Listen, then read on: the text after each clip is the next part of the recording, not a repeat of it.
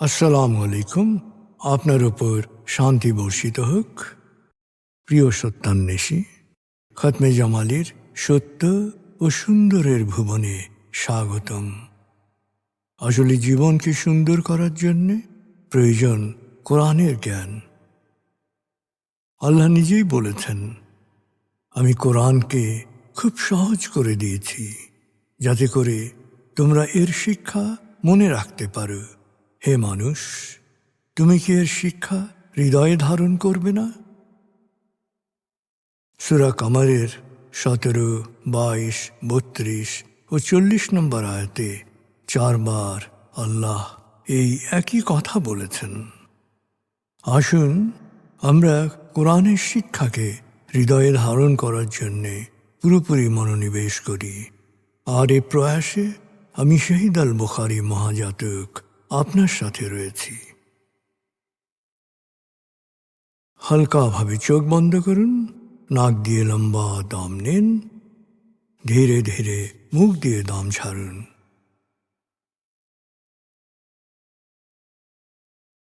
দম নেবেন পেটে, ছাড়বেন মুখ দিয়ে। দম নেওয়ার চেয়ে দম ছাড়তে সময় একটু বেশি নিন। এভাবে কয়েকবার দম নিন ও দম ছাড়ুন।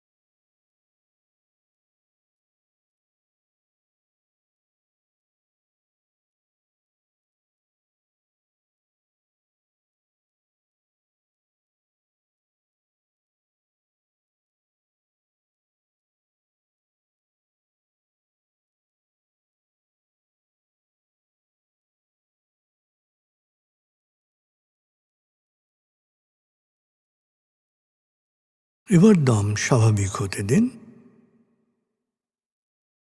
এবার নাক দিয়ে ধীরে ধীরে দম নিন, নাক দিয়ে ধীরে ধীরে দম ছাড়ুন।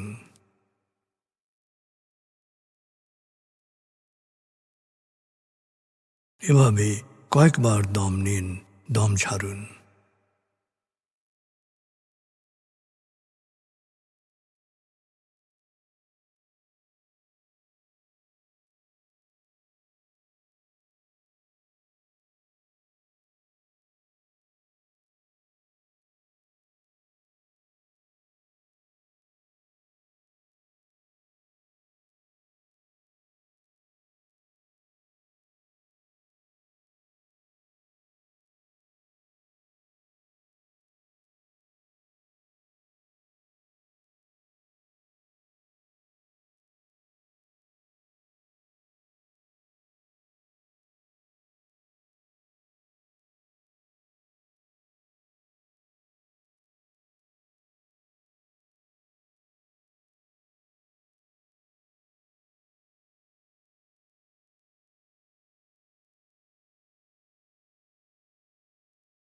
এখন দম স্বাভাবিক হতে দিন।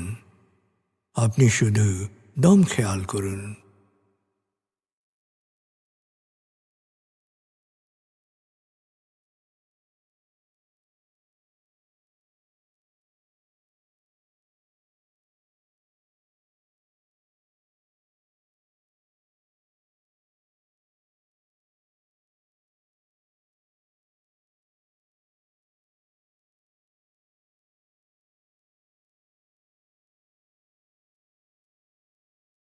প্রিয় সত্যান্বেষী, এবার আমরা ডুবে যাব সূরা ফাতিহার তেলাওয়াত ও মর্মবাণীতে।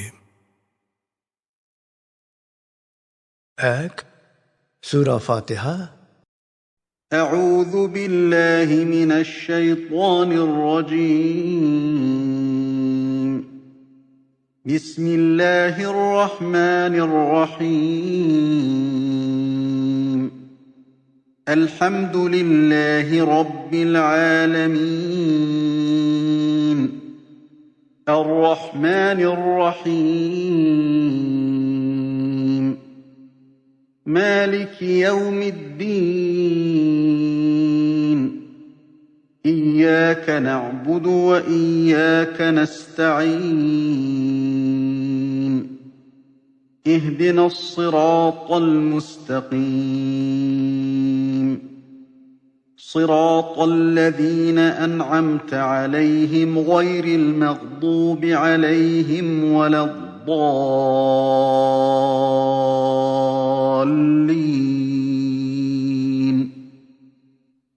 দয়াময় মেহেরবান আল্লাহর নামে। সকল প্রশংসা মহাবিশ্বের প্রতিপালক হে আল্লাহ তোমারই জন্যে। তুমি দয়াময় মেহেরবান কর্মফল দিবসের মালিক। আমরা শুধু তোমারই ইবাদত করি, শুধু তোমারই সাহায্য চাই। প্রভু হে, সাফল্যের সরল পথে তোমার প্রিয়জনদের পথে আমাদের পরিচালিত করো। প্রভু হে, বিভ্রান্ত অভিশপ্তদের অন্ধকার পথ থেকে তুমি আমাদের রক্ষা করো।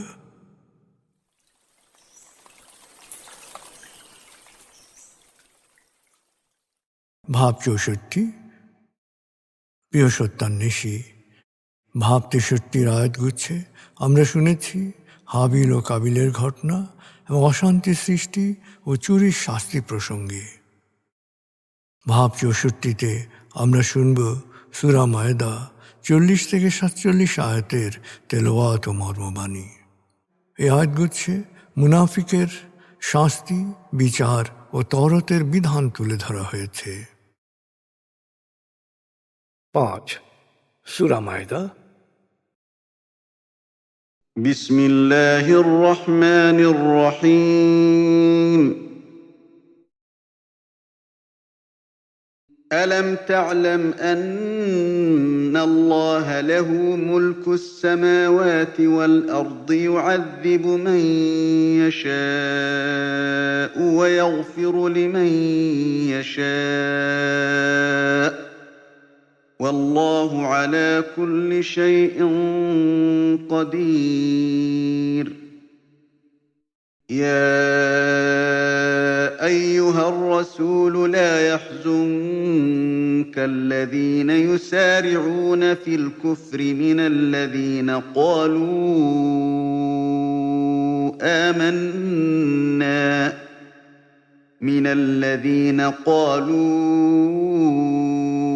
آمنا بأفواههم ولم تؤمن قلوبهم ومن الذين هادوا سماعون للكذب سماعون لقوم آخرين لم يأتوك يحرفون الكلم من بعد مواضعه يقولون إن أوتيتم هذا فخذوه وإن لم تؤتوه فاحذروا ومن يرد الله فتنته فلن تملك له من الله شيئا أولئك الذين لم يرد الله أن يطهر قلوبهم لهم في الدنيا خزي ولهم في الآخرة عذاب عظيم سماعون للكذب أكالون للسحت فإن جاءوك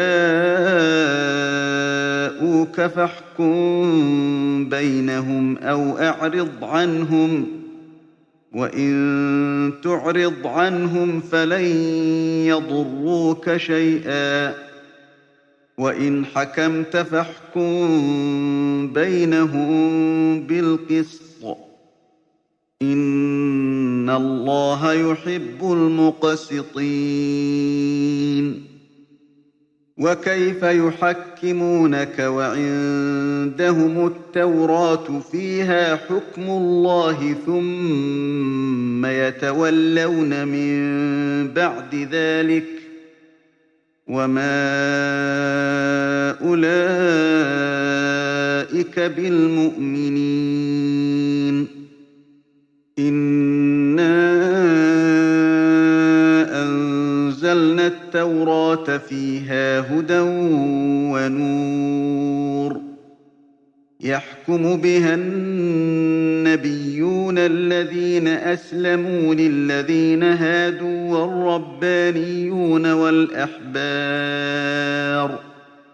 والربانيون والأحبار بما استحفظوا من كتاب الله وكانوا عليه شهداء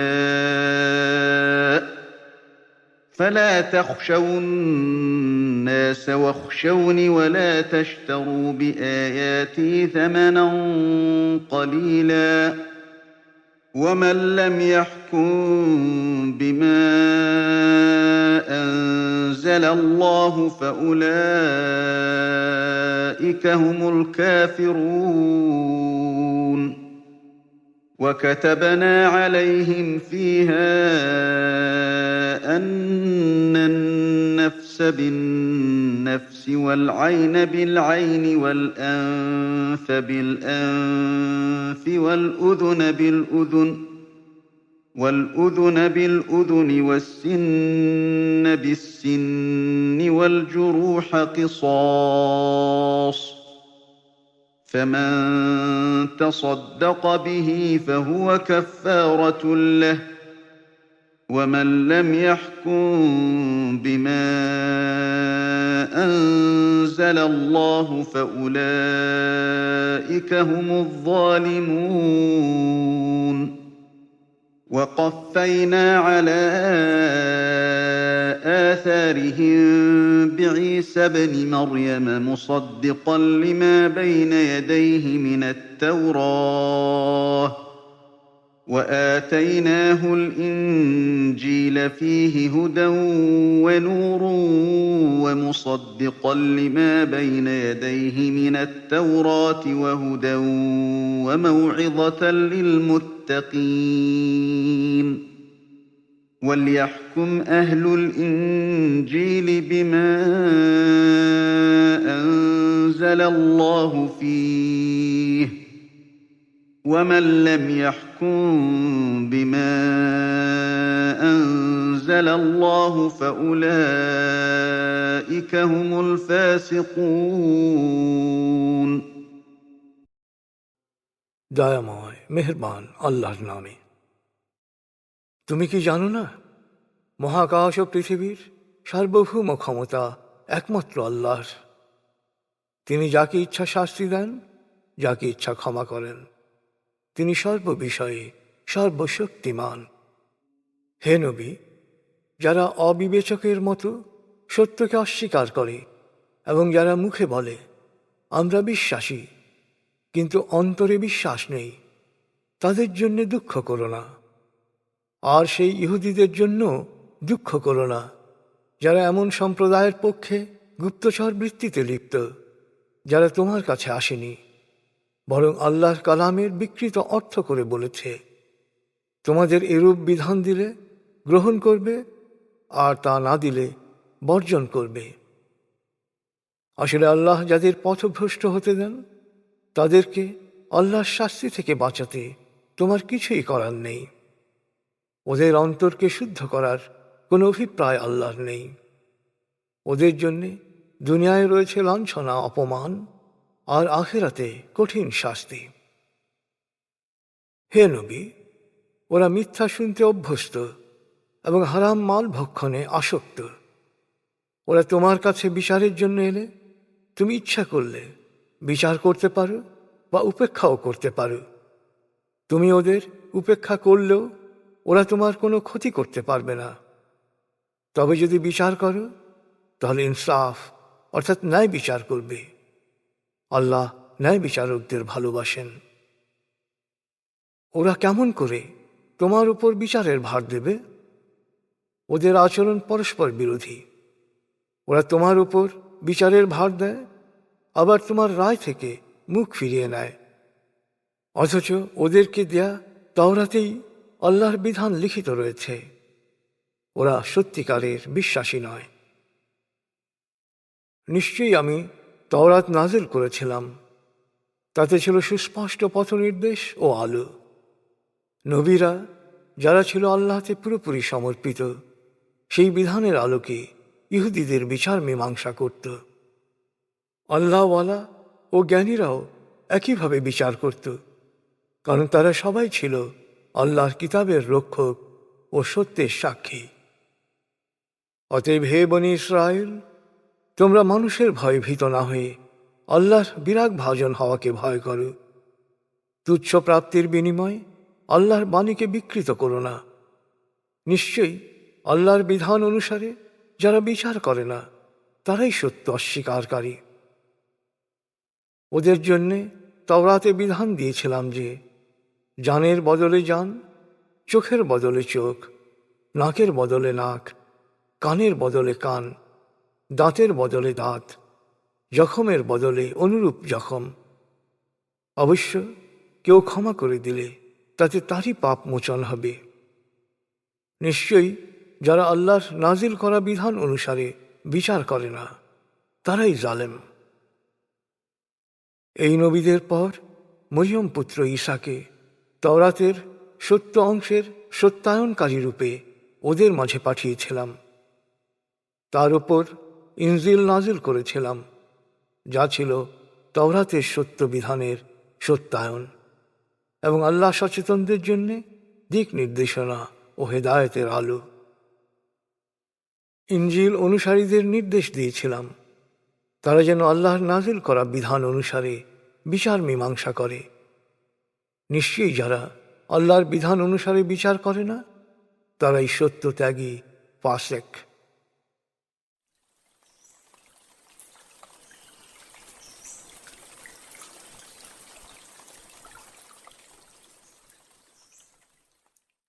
প্রিয় সত্যান্বেষী, এবার আজকের আয়াতগুচ্ছ থেকে একটি পয়েন্ট নিয়ে ভাবুন, যা আপনি অনুসরণ করার চেষ্টা করবেন।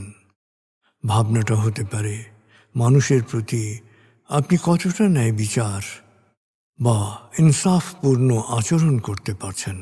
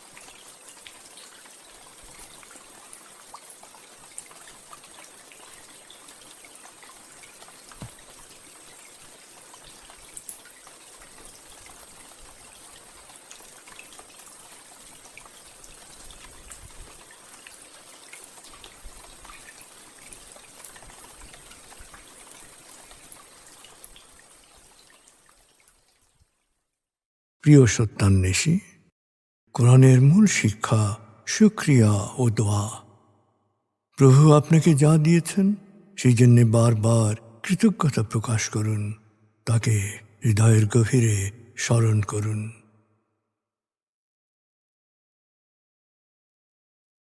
আল্লাহ আল্লাহ আল্লাহ আল্লাহ আল্লাহ আল্লাহ আল্লাহ আল্লাহ আল্লাহ আল্লাহ আল্লাহ।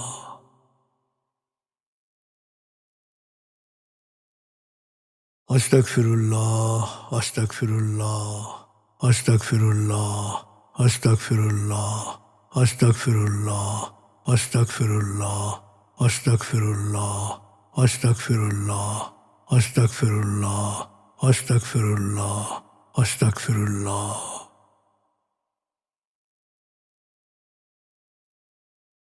আসুন প্রার্থনায় ডুবে যাই। হে আমাদের প্রতিপালক, আমাদের ইহকাল ও পরকালের কল্যাণ দান করো। আগুনের শাস্তি থেকে তুমি আমাদের রক্ষা করো। হে আল্লাহ, পানাহ দাও ভয় ভীতি আতঙ্ক থেকে, অশান্তির আগুন থেকে, অস্থিরতা হতাশা পেরেশানি থেকে, দুঃখ কষ্ট থেকে, ঋণ ও কুফরি থেকে, অভাব আসক্তি ও নেতিবাচকতা থেকে।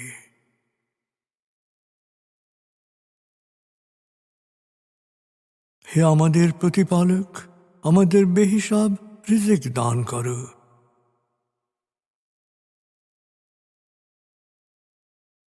হে নিরাময়কারী, আমাকে পরিপূর্ণ নিরাময় ও সুস্বাস্থ্য দান করো।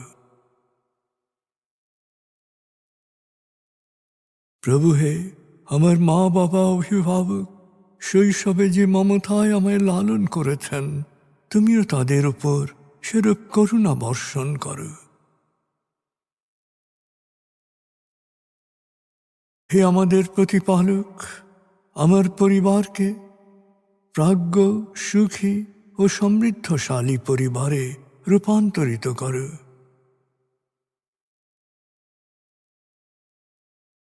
হে করুণাময়, আমাদের কোয়ান্টাম ফাউন্ডেশনকে, আমাদের সংঘকে তুমি কবুল করো। সংঘের প্রতিটি কাজে প্রবৃদ্ধি দান করো। সংঘের সবার উপর তোমার রহমত ও করুণা বর্ষণ করো।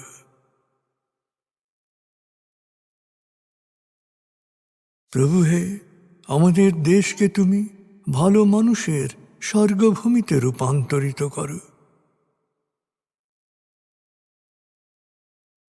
হে করুণাময়, পৃথিবীর সকল শোষিত বঞ্চিত মানুষকে জালেমের জুলুম থেকে, শোষকের শোষণ থেকে মুক্তি দাও।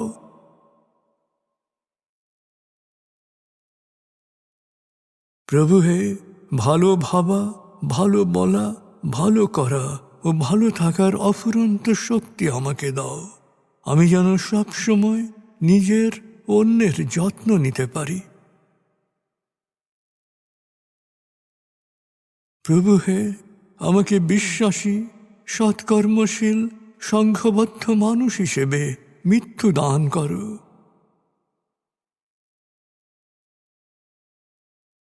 অনুভব করুন, আল্লাহ আপনার অন্তরেই আপনার কথা শুনছেন।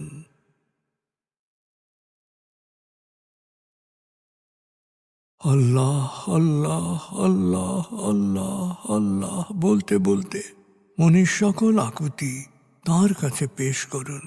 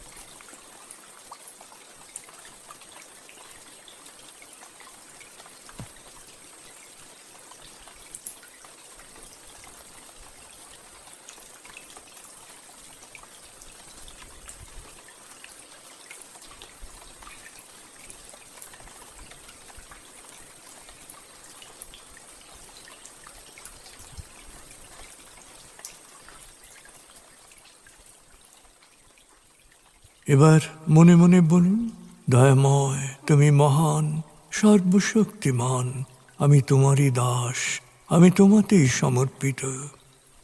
দয়াময় তুমি মহান, সর্বশক্তিমান, আমি তোমারই দাস, আমি তোমাতেই সমর্পিত। দয়াময় তুমি মহান, সর্বশক্তিমান, আমি তোমারই দাস, আমি তোমাতেই সমর্পিত।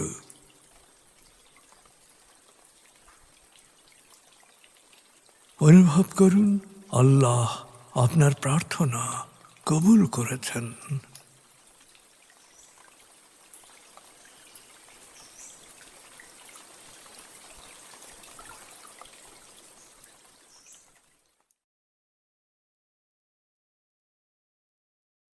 এবার লম্বা দম নিন, 0 থেকে 7 গণনা করে স্বাভাবিক জাগ্রত অবস্থায় চলে আসুন। আপনার জীবন সুন্দর হোক, সফল হোক। খুদা হাফিজ। আসসালামু আলাইকুম। আপনার উপর শান্তি বর্ষিত হোক।